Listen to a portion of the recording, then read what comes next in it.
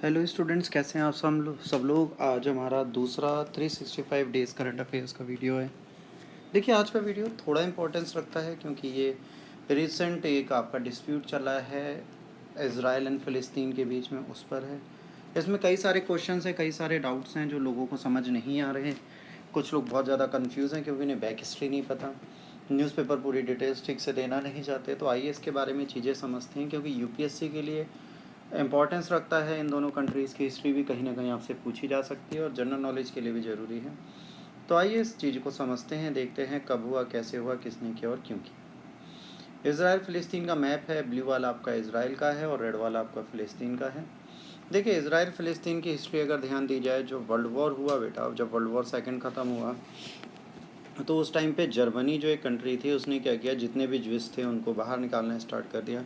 तो ज्विस को एक नई जगह ढूंढनी पड़ी, तो वो फ़िलिस्तीन की तरफ गए और वहाँ पर उन्होंने अपनी पॉपुलेशन को शिफ्ट करना स्टार्ट कर दिया, जो बच गए थे, क्योंकि बहुत हार्शनेस वर्ल्ड वॉर में उनके टाइम पे हुई। तो जब वर्ल्ड वॉर ख़त्म हुई तो यूनाइटेड नेशन ने एक प्लान बनाया जिसमें फ़िलिस्तीन को समेट के इतना छोटा कर दिया और इसराइल को ये सारा एरिया मिल गया। इसके बाद 1949 से 67 तक इसराइल धीरे धीरे धीरे धीरे अपनी टेरिटरी बढ़ाता चला गया और फ़िलिस्तीन को छोटा करता चला गया। 2016 में अगर आप देखेंगे तो सिर्फ इतनी प्लेसेस पे फ़िलिस्तीन रह गया है, बाकी सारा कंट्रोल इसराइल कर चुका और एक मॉडर्न डिफेंस सिस्टम लेके बैठे हैं। तो आप देखिए कि किस तरह उसने इन्हें कैप्चर किया और क्या किया, और आज फ़िलिस्तीन छोटा और इसराइल बड़ा हो गया। इसके बाद अगर आप ध्यान से देखेंगे तो इसराइल की जो कैपिटल है बेटा, इसराइल की जो कैपिटल है वो तेल अवीव है, और जेरूसलम जो है ओल्ड सिटी है। जेरूसलम पे भी कंट्रोल में बहुत ज़्यादा डिस्प्यूट है। ये गाजा स्ट्रिप है जो हमास के हाथ में है, ठीक है। ये हमास कंट्रोल करते हैं, हम लोग नहीं करते थे, मतलब इसराइल या फ़िलिस्तीन नहीं करता। डिस्प्यूटेड गवर्नेंस यहाँ पर है, यहाँ पर अभी भी डिस्प्यूट चलता है इन दोनों का। ये पूरा इसराइल गवर्न कर रहा है, ग्रीन वाला पूरा का पूरा फ़िलिस्तीन के पास ये डिस्प्यूटेड एरिया है कि भैया ये हमारा है और यहाँ पर हमारी सरकार रहेगी, आप लोगों की नहीं रहेगी। तो अगर आप ध्यान से देखेंगे तो देखिए, यहाँ पर इसराइल ने अपना मिलिट्री कंट्रोल कर रखा है जेरूसलम के पास, और इसको बिल्कुल नहीं छोड़ना चाहती है पूरा का पूरा जेरूसलम हमको मिल जाए, जिस पे अभी फ़िलिस्तीन और इनके बीच में डिस्प्यूट चलते रहते हैं और वो चल रहे हैं। आप देखेंगे इसराइल ने बहुत बुरी कंडीशन बना रखी है, तो इसमें ईस्ट और वेस्ट है। ईस्ट आपका, वेस्ट हमारा, ऐसा कुछ चलता है। इसके ऊपर यहाँ पे गाजा स्ट्रिप है, इस पर भी कंट्रोल फ़िलिस्तीन का माना जाता है, पर फ़िलिस्तीन की जगह इस जगह कौन कंट्रोल करता है? हमास। अब आप देखेंगे तो आपको दिख जाएगा, होली सिटी जो है 3 रिलीजियस के लिए बहुत इंपॉर्टेंट है, क्रिश्चियन, मुस्लिम, ज्विस। इन तीनों रिलीजन के लिए जेरूसलम को बहुत ज़्यादा इंपॉर्टेंस माना जाता है। तो ये भी चीज़ है जो हमें देखने की ज़रूरत पड़ती है। अब देखिए, जेरूसलम में जो है, वेस्ट जेरूसलम में जो है वो 3,49,700 इसराइली रहते हैं और 4500 फ़िलिस्तीनी। बट अगर ईस्ट जेरूसलम की बात करेंगे तो वहाँ पर इसराइली 2,20,000 हैं और फ़िलिस्तीनी 3,45,000। तो अब क्या हो रहा है कि जाहिर सी बात है, कोशिशें की जा रही है कि इनको ईस्ट जेरूसलम को भी खाली कराया जाए। तो अगर आप इस मैप में ध्यान से देखेंगे तो ज़बरदस्ती फ़िलिस्तीनी लोगों को बाहर भगाने की कोशिश की जा रही है और इनको भगाया जा रहा है, ये सारे प्लेसेस खाली कराए जा रहे हैं। तो जाहिर सी बात है, फोर्सफुली कोशिश करती है तो इसराइल कहीं ना कहीं गलत करती है। ओल्ड जेरूसलम को कैप्चर करने के लिए वो है। इसके बाद मैंने आपको बोला गाजा स्ट्रिप जो है वो कंट्रोल करता है हमास ग्रुप। तो हमास ग्रुप जो है, इसको यूएस, इसराइल, ईयू, जापान, इन सब ने क्या किया, एक टेररिस्ट ऑर्गेनाइजेशन बोल रखा है कि एक टेररिस्ट ऑर्गेनाइजेशन है। बट कुछ ऐसे गुट हैं जो बटे हुए हैं, जिसमें आपका चाइना है, रशिया है, टर्की है, ईरान है, नॉर्वे है। ये ऐसे टेररिस्ट ग्रुप नहीं मानते, ये कहते हैं कि नॉर्मल मिलिटेंट ग्रुप है, बस और कुछ नहीं है, जो अपनी राइट्स के लिए लड़ता है। तो जाहिर सी बात है, कुछ ऐसे टेररिस्ट बोलते हैं, कुछ नहीं बोलते हैं। इसके बाद अगर आप देखेंगे रॉकेट लॉन्च बेटा इसराइल पे, तो इसराइल की बहुत बुरी कंडीशन हुई है। इसराइल पे कई बार हमास लोगों ने रॉकेट छोड़े हैं, गाज़ा स्ट्रिप से इनकी लड़ाई चलती रहती है। 2019 में टोटल 1070 रॉकेट छोड़े गए थे, 2020 में 170, और आज की डेट में अगर आपसे बात करेंगे 11-12 मई से, तो 1600 से ऊपर रॉकेट फायर किए जा चुके हैं, जो एक बहुत बड़ा रिकॉर्ड बन गया है लड़ाई का। आयरन ड्रोम जैसी सिक्योरिटी अगर इसराइल के पास ना हो तो शायद इसराइल गवर्नमेंट पूरी तरह कोलैप्स हो जाए और बहुत सारे लोग वहाँ पे मर जाएं। तो क्या हुआ था, ये एक ground level air to air defence missile system है। तो ये चल रहा है, ये स्टार्ट हुआ था 2006 में, जब इसराइल लेबनान वॉर हुई थी। उस टाइम के बाद इन्होंने खुद ही इनका स्टेट रन राफेल एडवांस है, उसके साथ इन्होंने मिलकर बनाया था, 2011 से डिप्लॉयड है। और इसका सक्सेस रेट 90% से ऊपर है। तो एक इम्पॉर्टेंट चीज़ है, अगर इनके पास आयरन रोम ना हो तो इनको दिक्कत हो जाएगी। अब देखा जाए गाज़ा स्ट्रिप है, तो गाज़ा स्ट्रिप को अगर आप ध्यान से देखेंगे तो गाज़ा स्ट्रिप में क्या हुआ है बेटा, गाज़ा स्ट्रिप को इन्होंने कंट्रोल कर रखा है।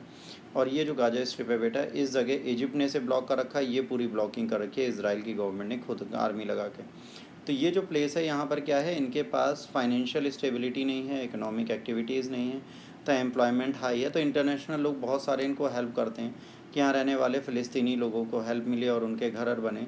तो यहाँ पर रहने वाली हमास जो है वो क्या करती है, इस हेल्प को यूज़ करती है आर्मी एड की तरह, और वो मिसाइल्स खरीदती है इसराइल पर दागने के लिए।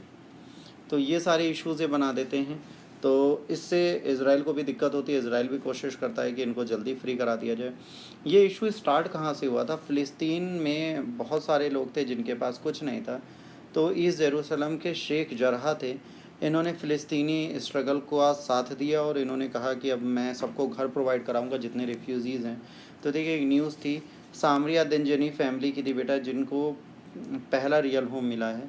1956 में बेटा इनका घर छीना गया था, एज अ रिफ्यूज़ी थे, और जब इन्हें घर मिला है तो उनके फादर ने एक ट्री प्लांट किया है जिसमें हर एक बच्चे के लिए, बच्चे के नाम पर इन्होंने पेड़ लगाए हैं। देखिए बच्चे, जब आप एक पावरफुल कंट्री बनते हैं तो आपको जिम्मेदारियां भी उठानी सीखनी चाहिए।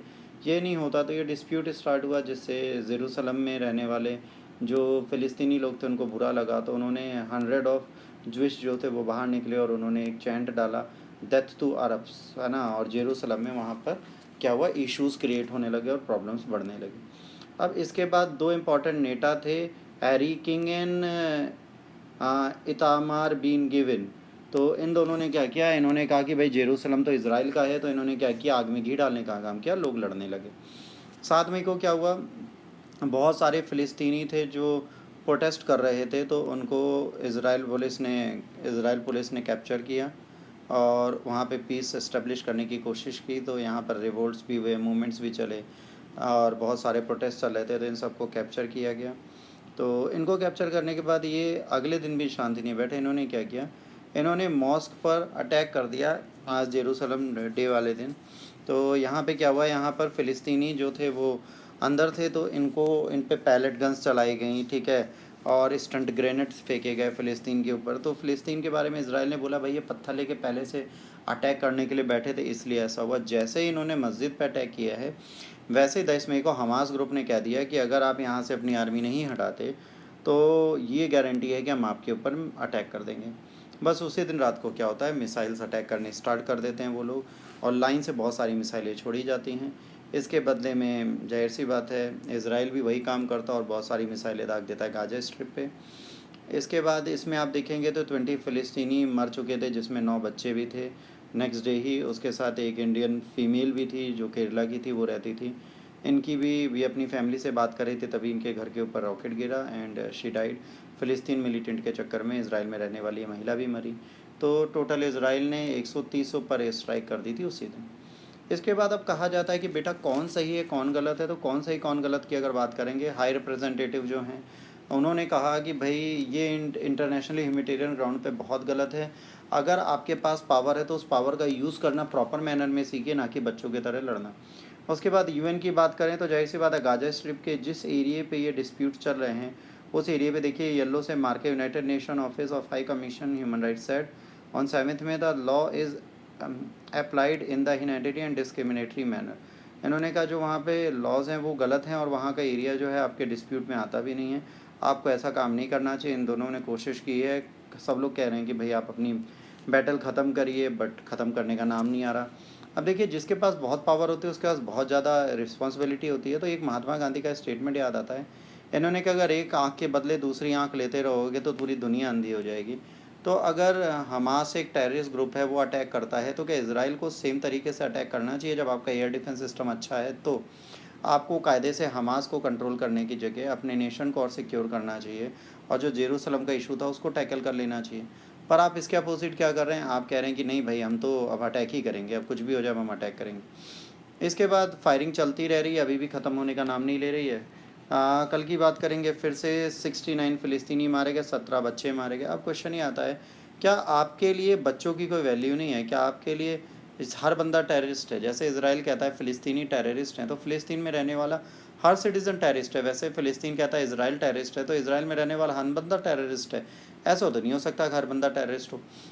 तो यहाँ इजराइल और फ़िलिस्तीन दोनों को समझना पड़ेगा। जो जनता रहती है, जो सिविल्स हैं, जो सिविलियंस हैं, उनकी तो डेथ ना हो। आप सिविलियंस को मार रहे हो तो कहीं ना कहीं एक रॉन्ग स्टेप है जो इनको नहीं लेना चाहिए। ये स्टेप लेके वो कहीं ना कहीं गलतियाँ करते हैं। तो इनको कोशिश करनी चाहिए ये चीज़ें ना करें। ये करेंगे तो इनके साथ प्रॉब्लम परमानेंटली चलती रहेगी।